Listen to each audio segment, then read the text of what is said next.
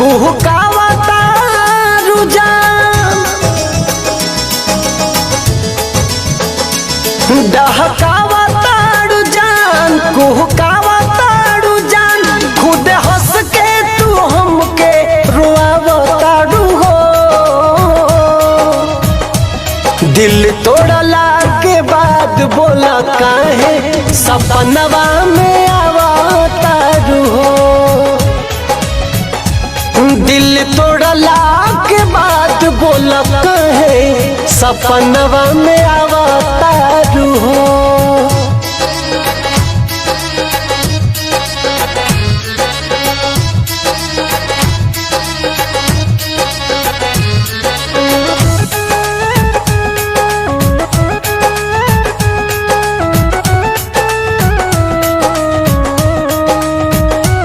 रहलू जाने वफा बेवफा भइलू कवन बतिया पे हमसे खफा भइलू।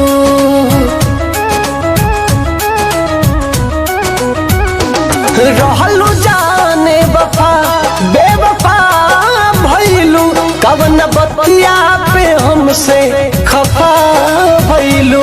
काहे प्यार कइलू खेलवाड़ कइलू हमरा धड़कन के औरी बढ़ावताड़ू हो।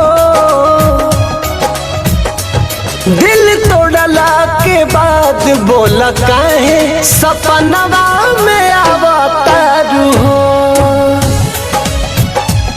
दिल तोड़ला के बाद बोला काहे सपनवा में आवताड़ू हो।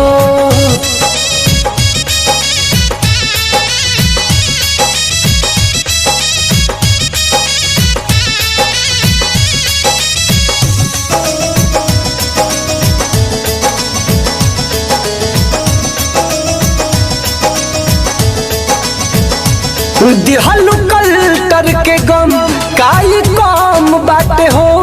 देखो अभिल ताजा जखम बाटे हो।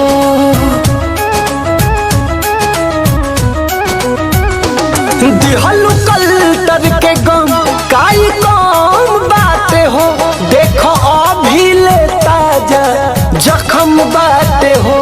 समझाई कैसे भूलवाई कैसे देव पंकज के काहे सतावतारू हो। दिल तोड़ला के बाद बोल काहे सपनवा में आवतारू हो। दिल तोड़ला के बाद बोल काहे सपनवा में आवतारू